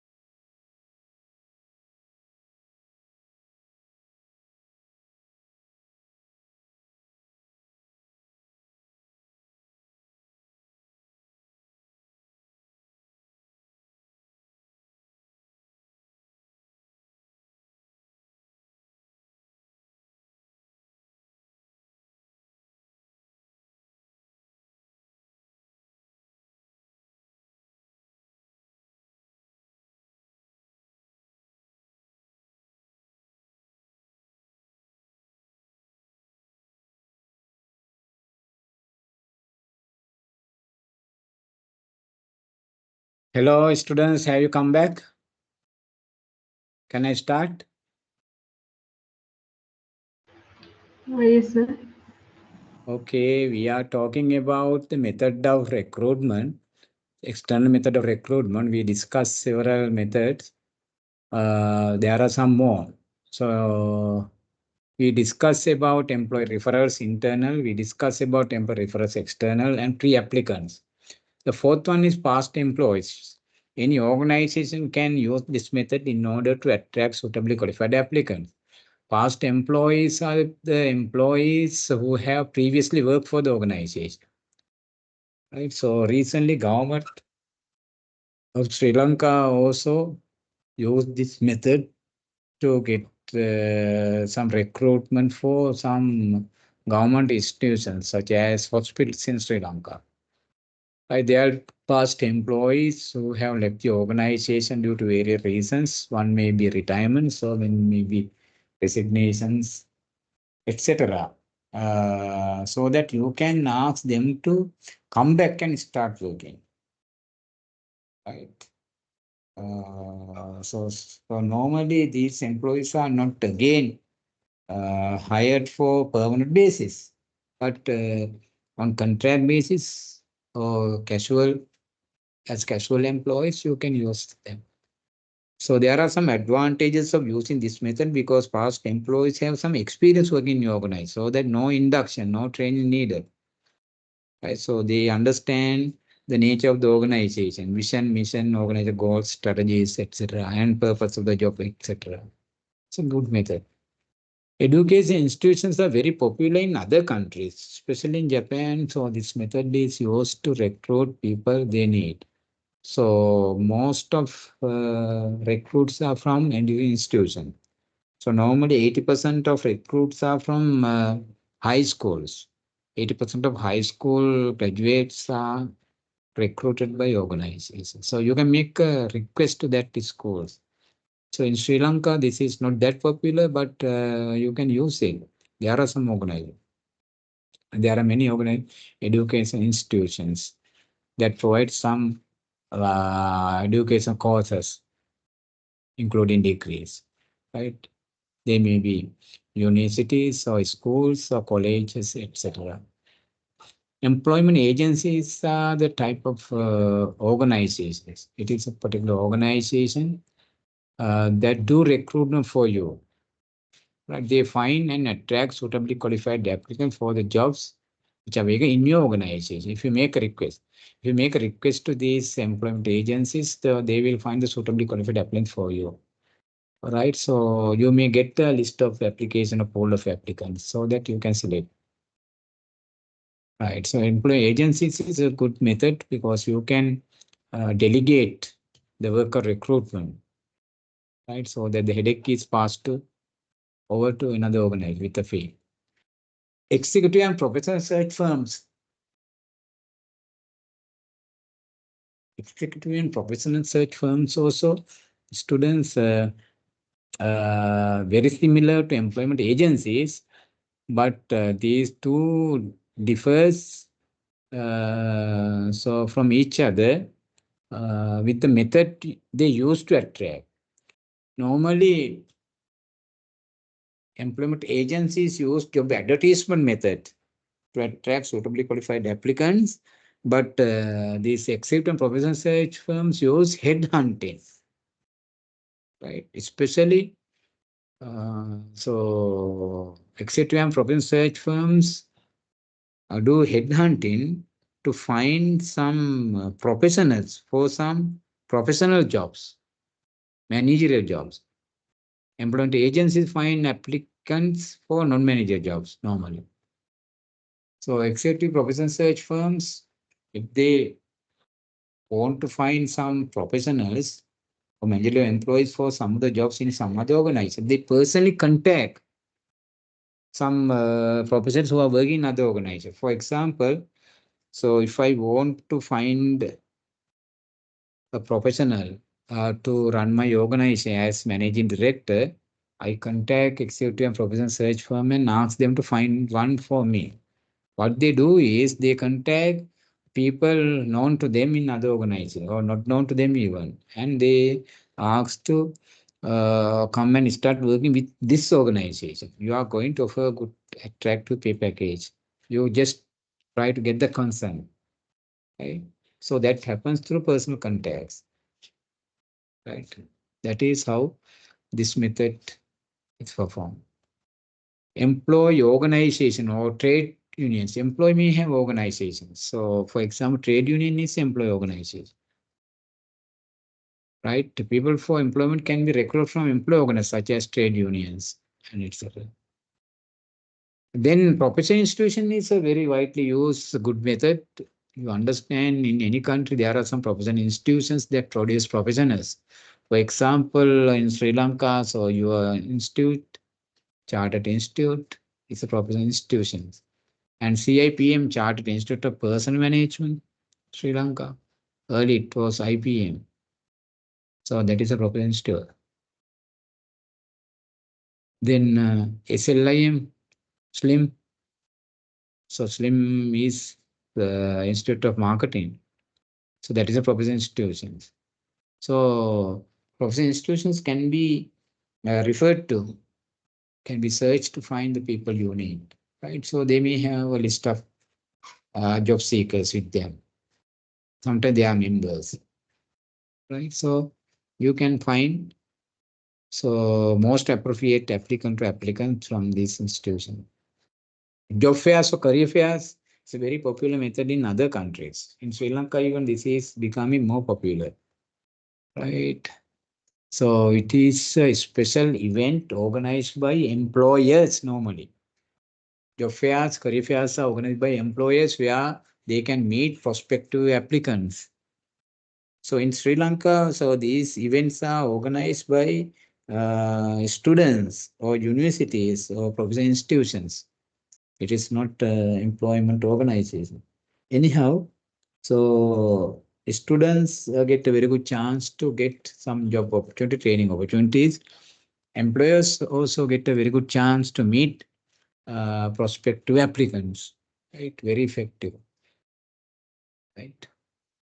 So 11th one is internet job posting site. There are many internet job posting sites. So our new generation is technologically savvy. So they are very happy to go through job advertisements carried in this job advertisements published in internet job posting site. There are many job posting site, right? So you can go through this job posting site and check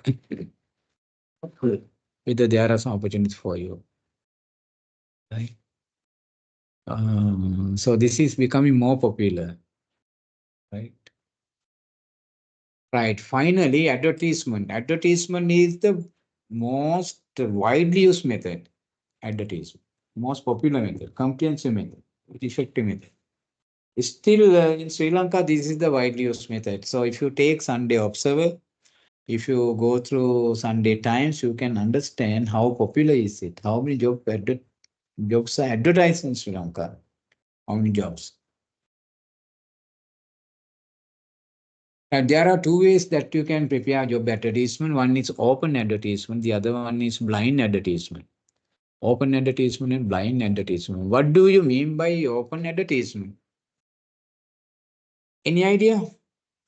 There are two types of advertisement. One is open advertisement, the other one is blind advertisement. What is the difference between these two?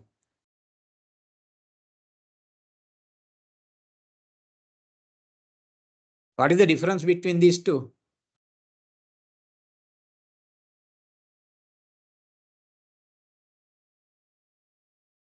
Yes?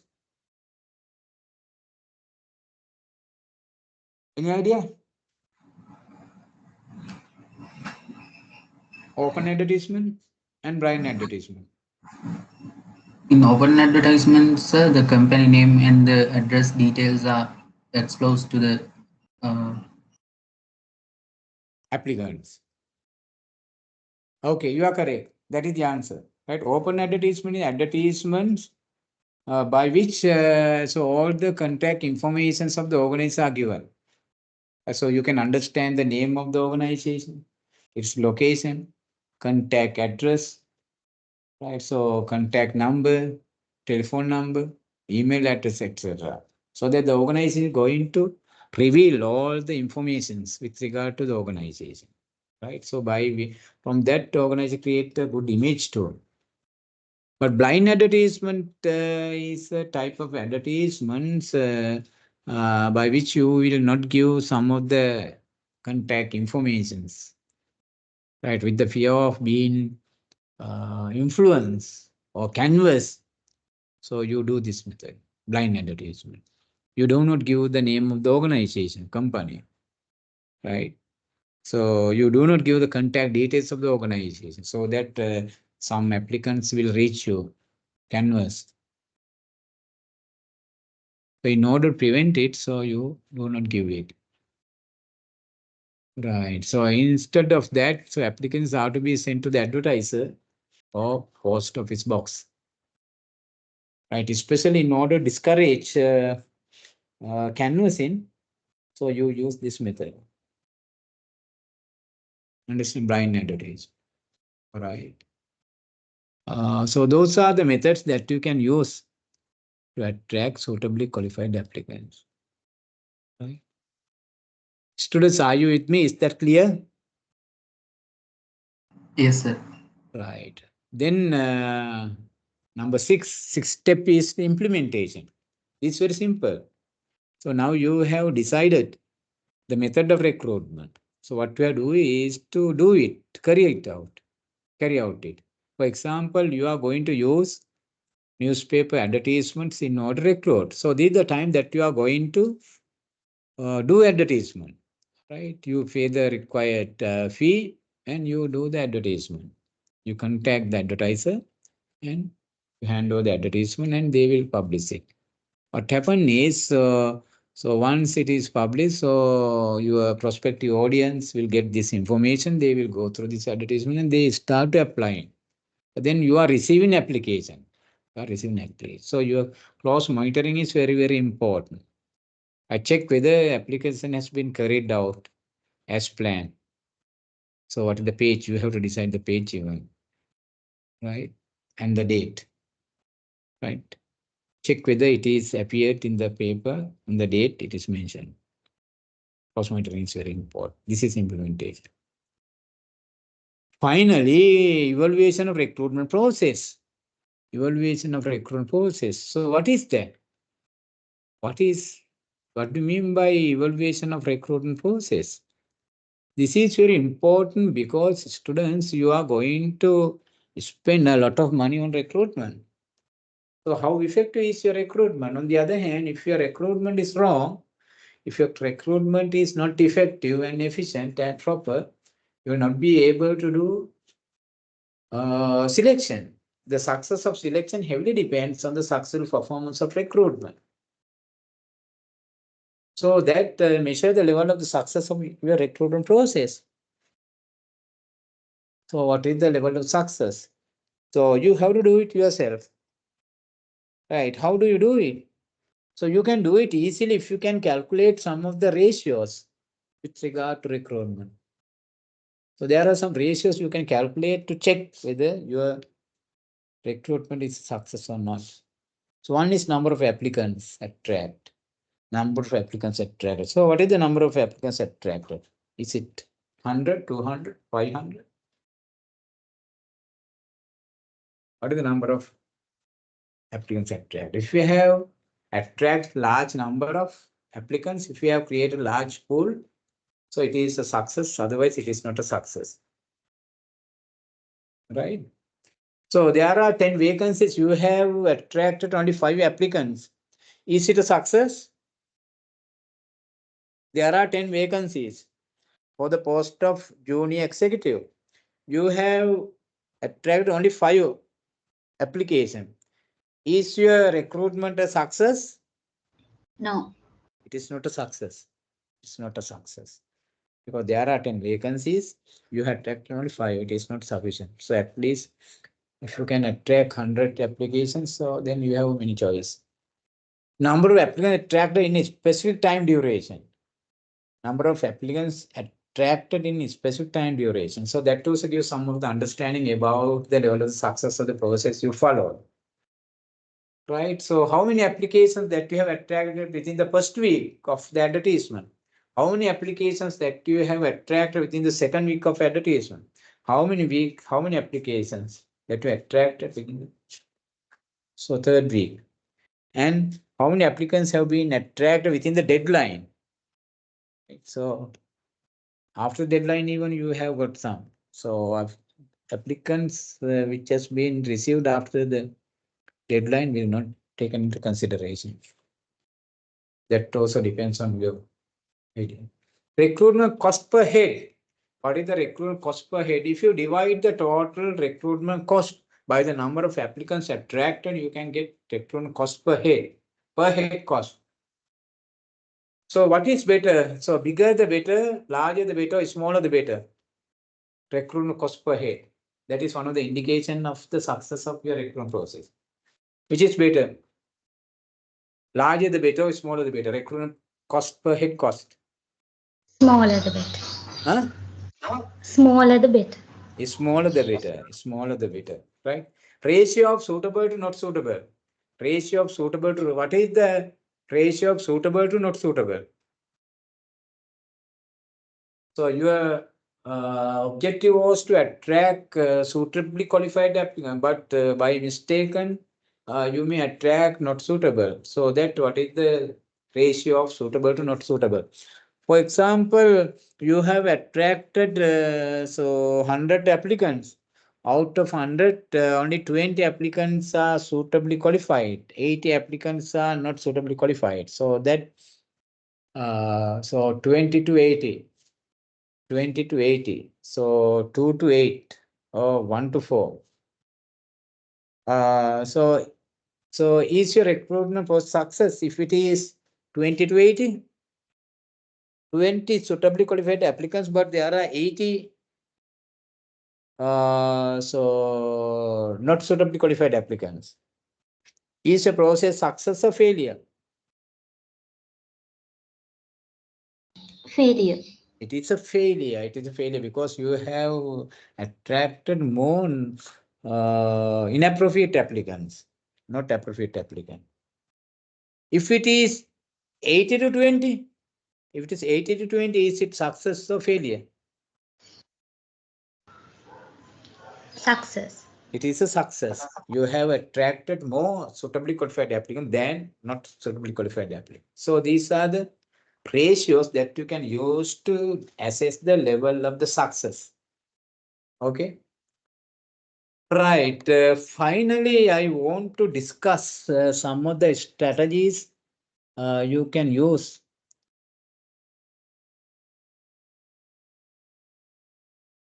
Some of the strategies that you can use to increase the number of applicants. So you have to make an attempt to increase the number of suitably qualified applicants. The more, the better. If your pool consists of 500 applicants, suitably qualified applicants, that pool is better than a pool of 100 applicants because you have many choices. Right. So the first one is to communicate necessary and adequate information about the job and the organization.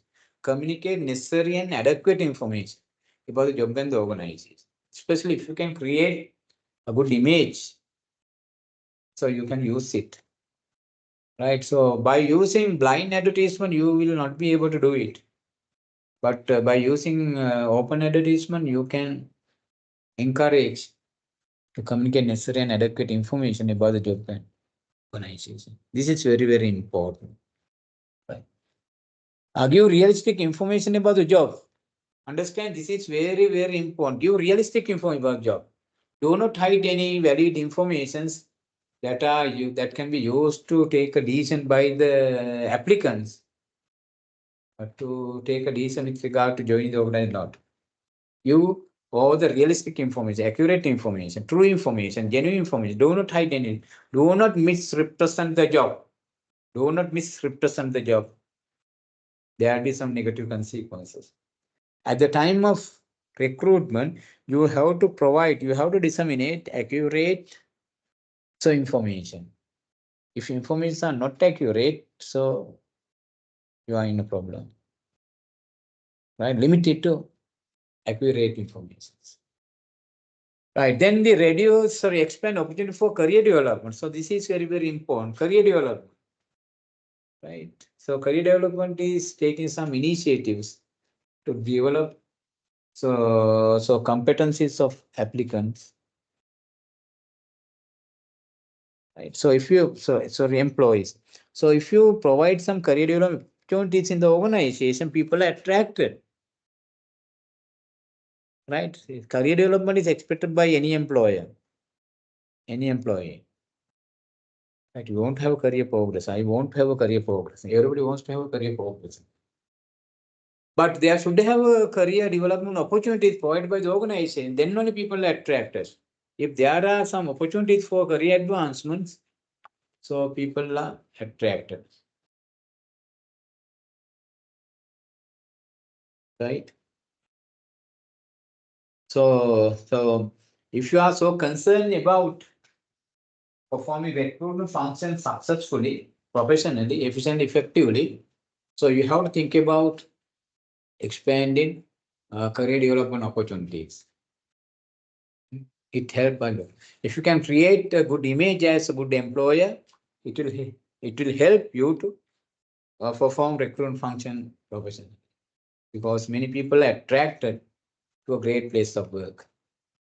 Reduce political interference. So understand, if political interference appears, pop up, so prospective applicants are discouraged to apply. So they may think that you are doing it for the sake of doing, and you may recruit, select, and hire people you need without following any systematic process. That is disadvantage. Right. So that you have to take some personal effort to stop this political interference. Create an image as an employer, right, which do not entertain political interference. Right, you have to minimize it. If possible, eradicate that bad practice. Finally, expand welfare facilities. You understand, welfare facilities are very, very important in order to make employees happy. So if you provide welfare facilities, people are attracted. So rather than adding 1,000 rupees to salaries and wages, so if you can give 1,000 as an appreciation note, so people are more happy. That is the nature of human beings. But if facilities such as transport facilities, free meal facilities, so uniform facilities are provided, people consider these places a great place to work.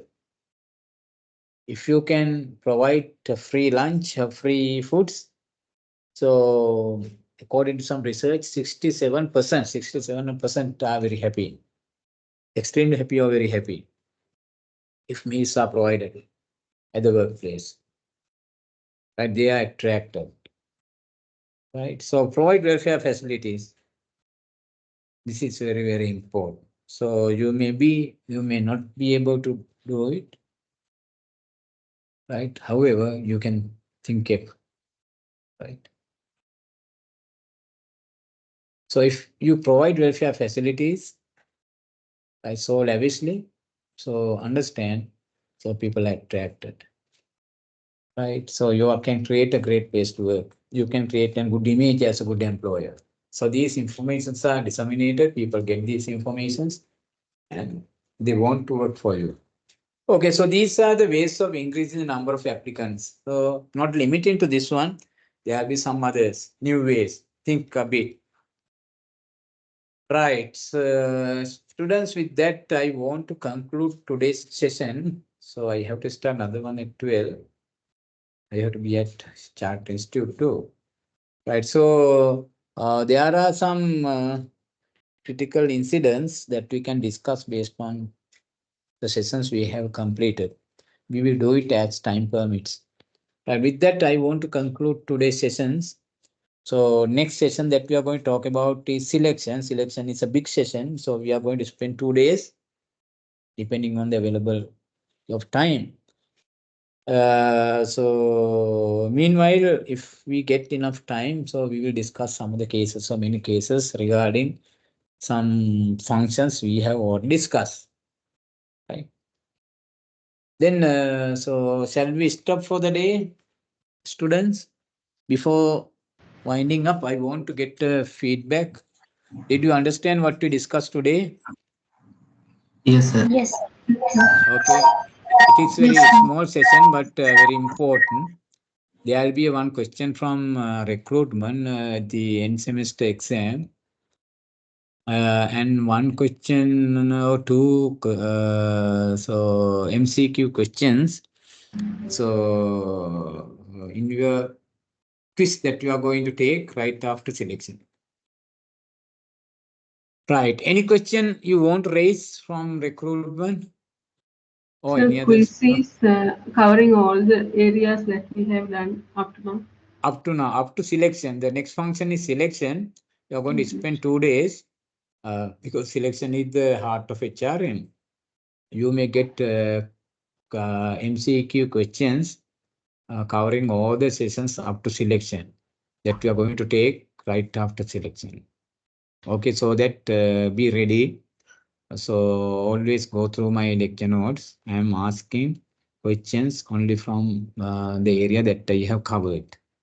Okay, so that if you need, if you love, if you are highly fascinated, curiously fascinated, so you can get 20 marks. Sorry, all 15 marks for the quiz that you are going to give. I am going to give 15 questions, MCQ questions, which will carry 15 marks.